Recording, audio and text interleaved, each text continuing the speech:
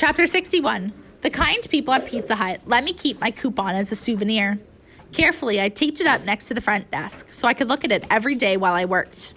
I wished I could tell my cousin Shen about it. The whole time Lupe was talking about her cousins in Mexico, I was thinking about Shen. There was this restaurant that Shen and I would always walk by on our way to school. It was a fancy Western restaurant, the only one in town, and naturally, it was way too expensive. Every time we walked by it, Shen and I would talk about what it would be like to go one day in there when we grew up and order whatever we want. If Shen knew that today I'd gone for Pizza Hut, and for free too, he'd be so proud of me. I smiled at the thought. I pulled out a piece of paper and started writing him a letter. If my mom didn't want to tell his mom anything about her, fine, but I just had to tell Shen. It'd been a while since I last wrote. The last letter was before we started working for Mr. Yao. I wrote quickly, scribbling away about Lupe and Hank and Mr. Yao. I wrote about the car theft and the crazy security guard and freeing Uncle Zhang. I wrote about school and Jason, who wasn't quite so bad anymore, even though he still had my pencil. I told him about the essay contest and how I didn't win, but that Lupe and I were going to figure out another way to get off the roller coaster together. Finally, I told him about Mrs. Douglas and my writing, how it'd gone from 12 exclamation marks bad to 4 exclamation marks good. I even drew a picture of the Pizza Hut coupon so he could see for himself. In the neatest handwriting, I copied down all the words on the coupon, including the little expiration date at the bottom, so he would know exactly what it looked like. I was nearly done when the mailman came. "Can you just wait a second?" I begged the mailman. "I want to mail this letter to my cousin in China, and I just need to get the address for my parents. It'll just take a second." "Did you say China?" he asked. He poked around in his big sack of letters and produced an envelope. "Looks like you just got something from there today." I peered the letter in my hands. I couldn't believe my eyes when I saw the address. It was from Shen. "Thank you so much," I told the mailman. I was so excited I forgot all about mailing my own letter to Shen and tore open his letter to me. The mailman chuckled as he left. It was a very long letter, 5 pages long to be exact. It was extremely detailed, and Shen even separated into sections. There was a section on school, a section on neighborhood, and a section on our family. Typical him, he was always super organized. I raced through the letter, gulping it down as quickly as I could.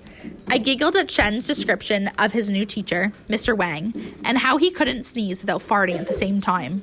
He told me all about the new kids at school, many of whom were from the outskirts of the city. The entire neighborhood was changing.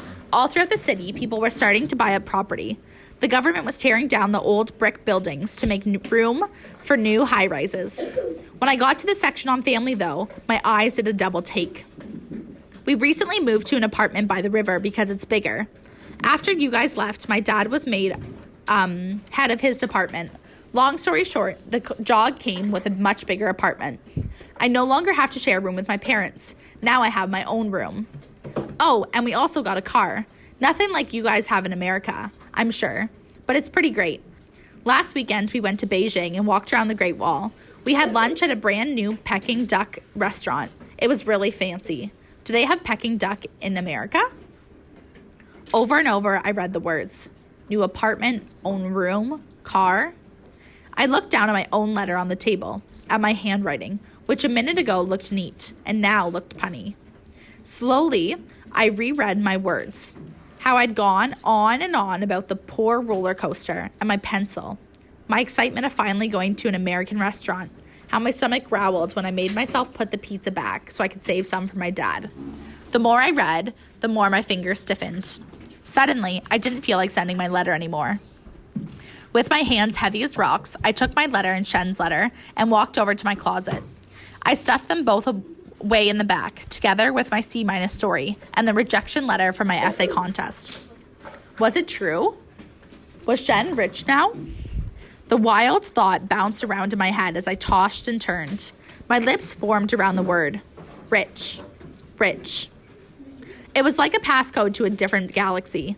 And now Shen was part of the galaxy and I wasn't. Could it be that while our life had gotten so hard, his life had gotten so much easier? The thought was so painful to bear. I couldn't stand it. I rushed to lick my wounds. Shen may have his own room now, but I was pretty sure he still didn't have a bathroom with a shower. He still had to go to the neighborhood bathhouse.